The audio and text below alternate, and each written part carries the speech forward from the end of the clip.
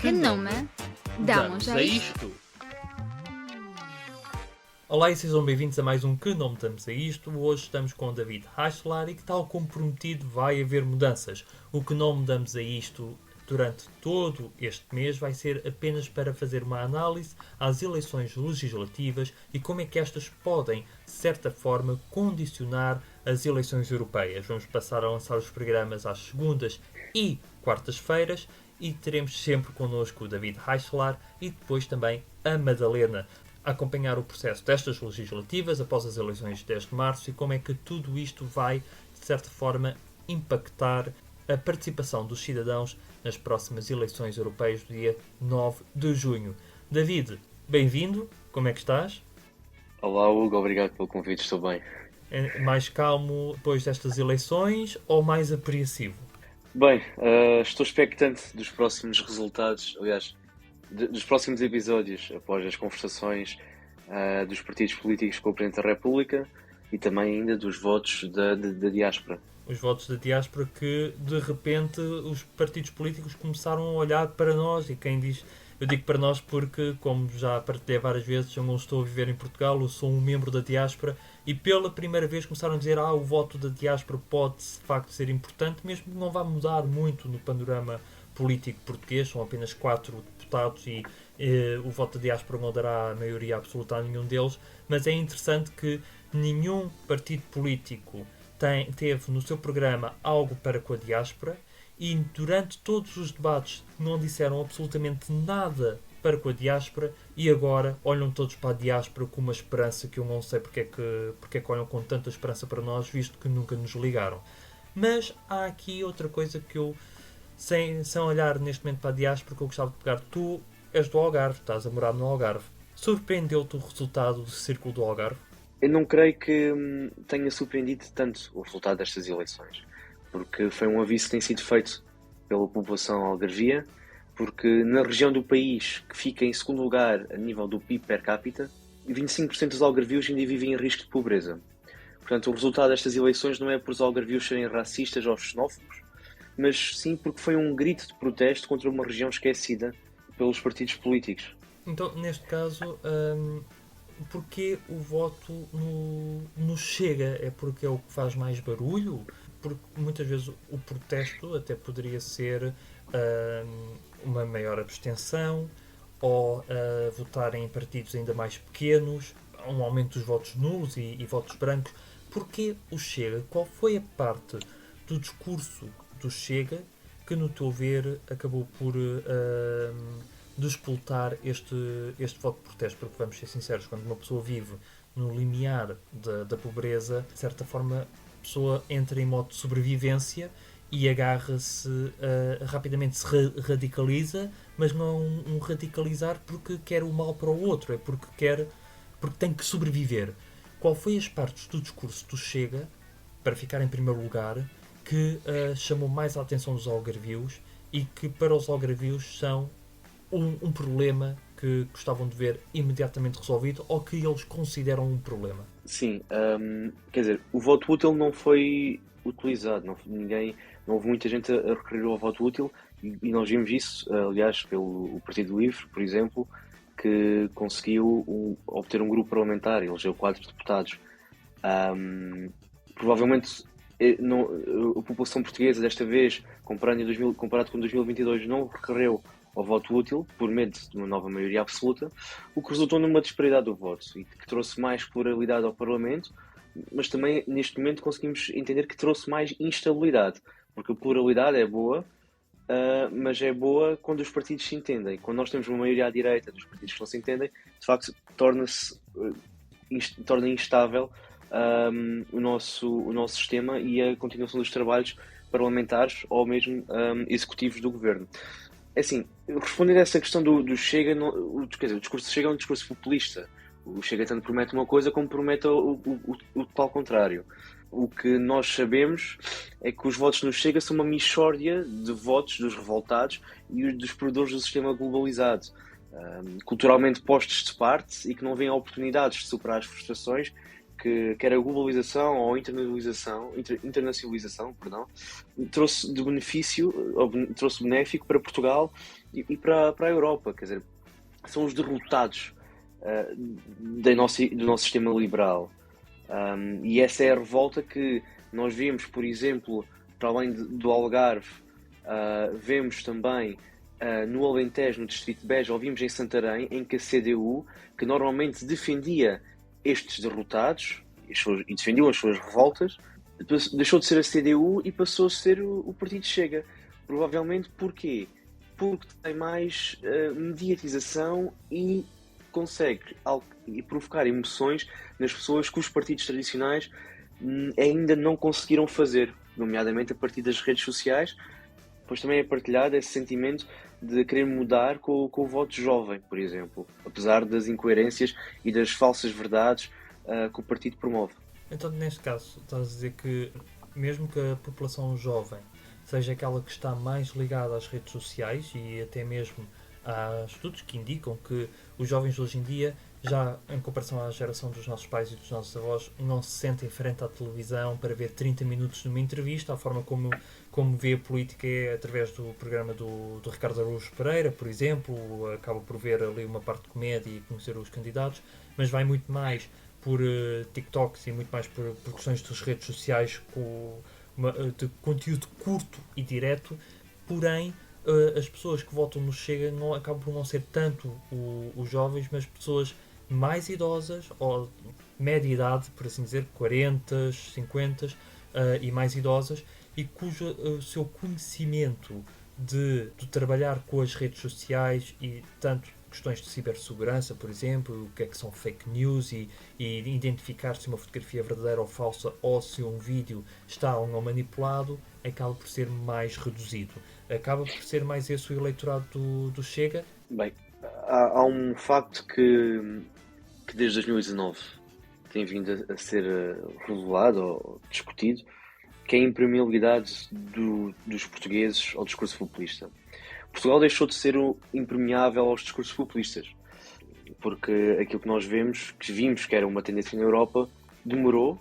Como podemos também dizer que Portugal está sempre atrasado, e isto também foi um atraso, se calhar, mas Portugal de facto deixou de ser impermeável aos discursos políticos e vamos lá ver, é nas redes sociais em que há uma maior facilidade de exposição de opinião sem esta ser escrutinada, perdão. E no país, e hoje no público, na edição impressa, saiu uma notícia em que 1/5 dos jovens portugueses admite não escrutinar a informação e a opinião, e já partilhou fake news porque não leu ou analisou as notícias ou as notícias, de facto, na íntegra. Portanto, Portugal deixou de ser impermeável aos discursos populistas. E se é nas redes sociais que há uma maior facilidade de exposição de opinião, se esta está escrutinada, num país onde o 1/5 dos jovens admite não escrutinar esta informação ou opinião, conseguimos entender também a expressão eleitoral neste partido, nesta camada. Não é único, porque aquilo que nós vimos na campanha, nós conseguimos acompanhar, quem acompanhou, de facto, quem está dentro da bolha, porque o resto da população pouco se interessa com a campanha eleitoral, aquilo que nós conseguimos ver é que o Partido Chega teve 2 ações de rua, uma na Rua de Santa Catarina, ou seja, 2 arruadas, uma na Rua de Santa Catarina no Porto e uma na cidade de Évora. O resto foi tudo comícios, porque o Partido Chega não faz a campanha pelo contacto com as pessoas, com o povo, como fazem os partidos tradicionais. O Partido Chega faz a campanha a partir das televisões, onde é bastante mediatizado, e das redes sociais para atingir os mais novos, os mais jovens, mas não só, porque eu tenho de facto visto em redes sociais em que eu estou, há pessoas de meia idade, podemos dizer assim, a dizer e a defender os valores do Partido Chega. Pessoas que já têm mais de 50 anos, viveram, podem não se lembrar, mas algumas viveram e têm memória do tempo do Estado Novo, quer dizer, isso de facto deixa-me preocupado. E como é que as pessoas esquecem-se deste fator? Portanto, eu só tenho uma pergunta para ti, antes de avançarmos para a parte final. A pergunta final que eu tenho é para tu fazer o resumo destas legislativas e do resultado das eleições, mas a pergunta muito simples é: eu vejo todas as pessoas a fazerem comentários muito alarmantes sobre a extrema-direita e o Chega e o perigo que o Chega e pode vir uma ditadura ou voltarmos a um regime mais opressivo. Porém, o Parlamento Português e desde o 25 de Abril até hoje sempre teve também partidos de extrema-esquerda, cuja história desses partidos estão ligados a partidos e a políticas ditatoriais, mais especificamente o Partido Comunista Português, o Bloco de Esquerda, e temos outros partidos a candidatarem, como por exemplo o PCTP-MRPP, que chegou a escrever na rua morte aos traidores, e as pessoas não se preocupam com o extremismo desses partidos. Porquê é que as pessoas estão tão preocupadas com o extremismo do Chega e nunca estiveram preocupadas com o extremismo da extrema-esquerda, como por exemplo o PCP e, em parte, o Bloco de Esquerda? Bem, por acaso é uma boa questão. E eu tenho debatido algumas vezes com amigos sobre essa mesma questão. Porque, primeiramente, o Partido Comunista Português é o partido mais antigo em Portugal e foi um dos grandes partidos, ou um dos grandes, os seus integrantes foram fundamentais para o 25 de Abril. E depois, a nível de expressão, e Portugal podemos considerar que se calhar é um país ideologicamente posicionado à esquerda. Há pessoas que consideram, eu não sei bem se de facto é a realidade. Eu acho que as pessoas gostam muito de dizer dizem muito nesta altura porque tivemos um ciclo longo de 8 anos de governação de um partido de centro-esquerda, com apoio desses mesmos partidos. Mas a expressão eleitoral desses partidos nunca foi alarmante e nunca foi algo, e aliás, vimos na geringonça o exemplo perfeito que não foi uma condicionante a posição desses partidos sobre alguns temas, nomeadamente as relações nacionais, não foi nenhum tema fraturante na governação e na estabilidade democrática do país. Muita gente defende um cordão sanitário ao Chega, em que os partidos democráticos, todos os partidos, menos o Chega, uniam-se, ou o Partido Socialista e a Aliança Democrática, neste momento, abriam a mão e faziam um bloco central para acabar com o Partido Chega, mas isso já não é possível. O Partido Chega elegeu 48 deputados, neste momento, ainda faltam os votos da diáspora, que pelo Círculo Fora da Europa está previsto, de acordo com as sondagens, que não falharam muito, nestas eleições, por acaso, que pelo Círculo Fora da Europa o Partido Chega eleja um deputado. Mas nós já passámos o período do cordão sanitário. E isto muito deve-se também ao facto da ambiguidade de Rui Rio e a falta de mobilização de Montenegro, e isso foi evidente no resultado eleitoral, permitir o crescimento do populismo de direita. E neste momento eu creio que, independentemente dos votos da esquerda, cabe ao Partido Socialista mostrar que continua a ser a alternativa democrática para governar o país.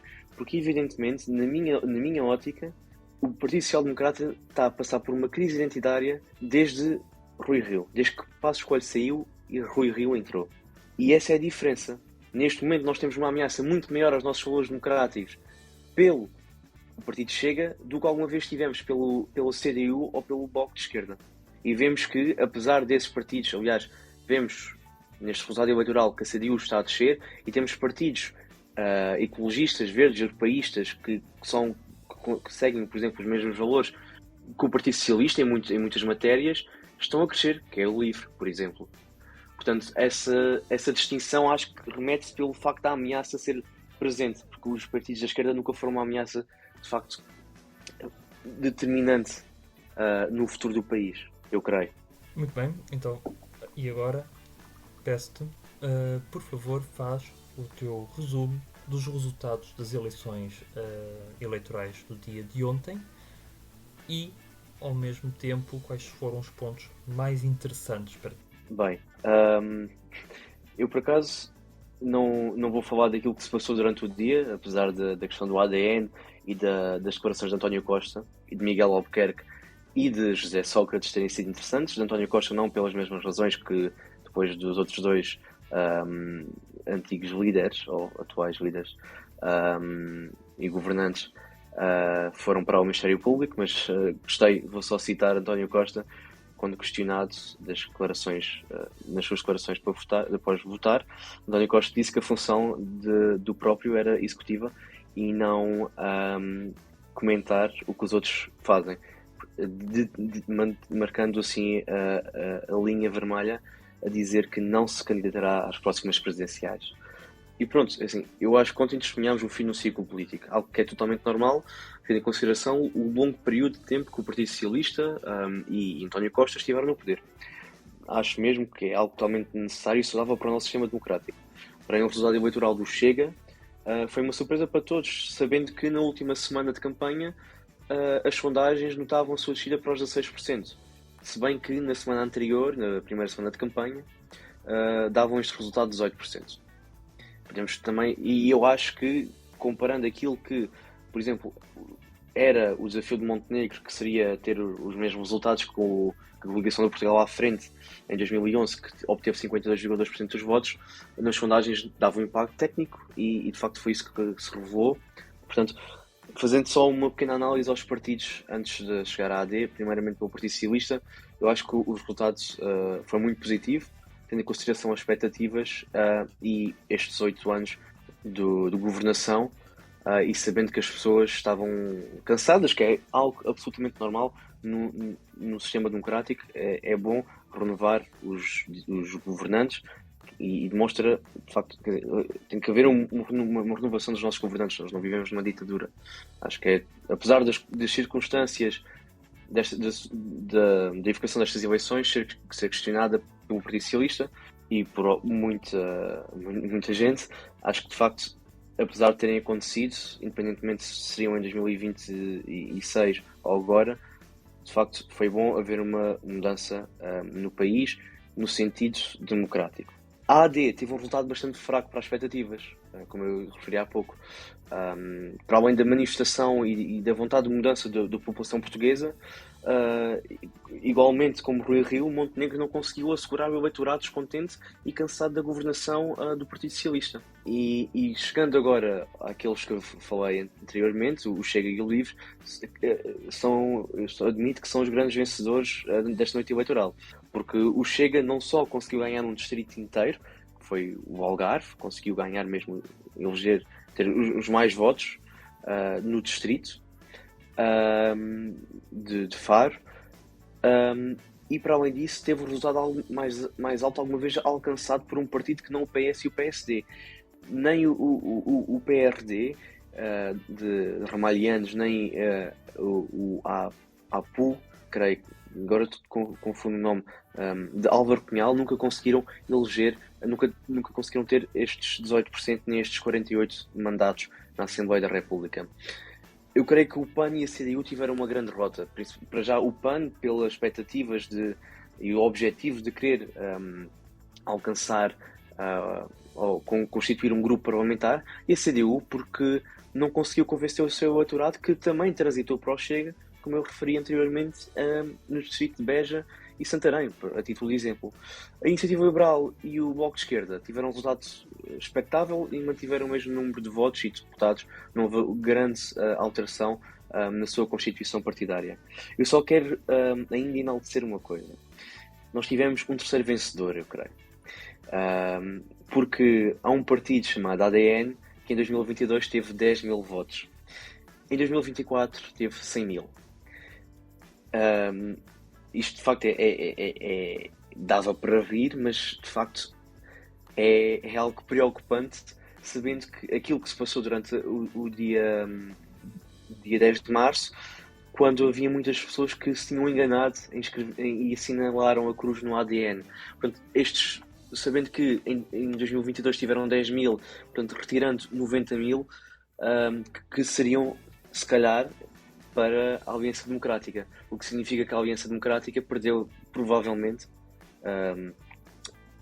90 mil votos por, não tenho outro nome para dizer, mas ignorância da população portuguesa. E creio que nesse ponto discordo contigo. Até ao momento nós tínhamos muita gente que estava indecisa. Pode ter havido alguns enganos, algumas pessoas podem de facto terem se enganado, mas eu acho que quando saiu esta informação de que poderia haver um risco das pessoas confundirem AD com ADN, pode ter suscitado em muita gente, vamos votar no ADN só por forma de gozo, e chegarem à urna, não saberem quem votar, não quererem votar na AD, não quererem votar neste PS, não se reverem à esquerda, terem o receio, ou não se reverem também à direita. Então acabaram por votar neste ADN, não, mais como uma forma de brincadeira, olha, vamos aqui, vou votar neste como se eu me tivesse enganado. E talvez o resultado do ADN não tenha sido, para além dos votos que ele já tinha tido e das pessoas que de facto votaram ADN porque queriam votar ADN, pode ter sido também muito uma forma de vamos gozar com isto, vamos brincar com isto, e acabou por dar esses 100 mil votos.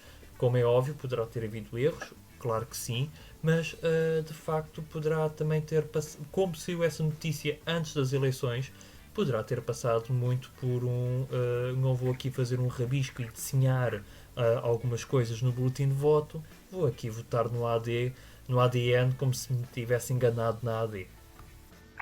Bem, eu não partilho a mesma opinião, porque aliás até soube, pelo menos de uma pessoa, daquilo que eu tive contacto, das pessoas que votaram, que houve uma pessoa que votou ADN mesmo por engano. E não creio que consigam o ADN no debate dos partidos sem centro parlamentar angariar 90 mil votos, ou mesmo a população portuguesa a votar, não sei porque se isso de facto é uma realidade, porque havia muita coisa em jogo.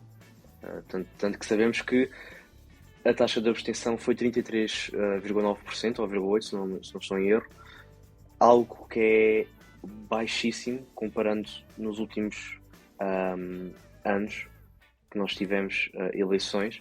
Foi a taxa de abstenção mais baixa deste século. A mobilização da população portuguesa foi mesmo no sentido de querer uma mudança, independentemente do partido em que votaram. Portanto, não sei bem se essa voto por gozo é de facto uma realidade, mas isso é uma questão para se fazer estudos após. Portanto, e para chegar ao fim, de facto a abstenção foi muito baixa, e eu sou daqueles que diz que a abstenção ainda foi menor devido aos cadastros eleitorais não estarem devidamente atualizados. Portanto, creio que estas eleições foram muito importantes, demonstraram aquilo que é a expressão eleitoral, aquilo que é a divisão dos portugueses sobre o futuro que o país deve seguir, e é importantíssimo os partidos políticos, a partir deste momento, quer estejam no governo, quer estejam na oposição, perceber quais é que são as necessidades de todos os portugueses. David, muito obrigado por ter estado connosco. Vais acompanhar-nos durante todo este processo, por isso na próxima semana vamos voltar a falar e vamos acompanhar este processo das legislativas. E antes de terminar, eu acredito que tenha sido muita gente, não só por engano, mas também por brincadeira. No teu caso, tu acreditas que tenha sido mais por engano, por isso deixo aqui apenas 2 comentários que recebi ontem de pessoas internautas. Um do irmão Lúcio Redux, que disse: já estou a recolher assinaturas para a criação do Chegar, querer fazer um novo partido que é o Chegar, que é para poder recolher também mais de 100 mil assinaturas. E o Daniel Carapeto, e este vai mais para o teu lado, que comentou: a minha avó confunde-me a mim com o meu irmão, não ia agora confundir AD com ADN.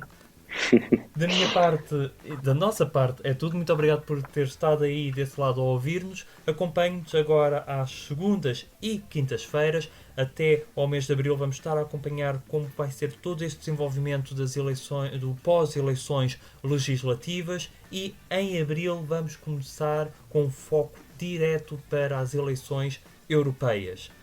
Não perca nenhum dos nossos episódios, acompanhe-nos nas nossas redes sociais, deixe um like e partilhe, e até quinta-feira. O que não damos a isto teve o apoio do Centro Europe Direct do Algarve e do Postal do Algarve.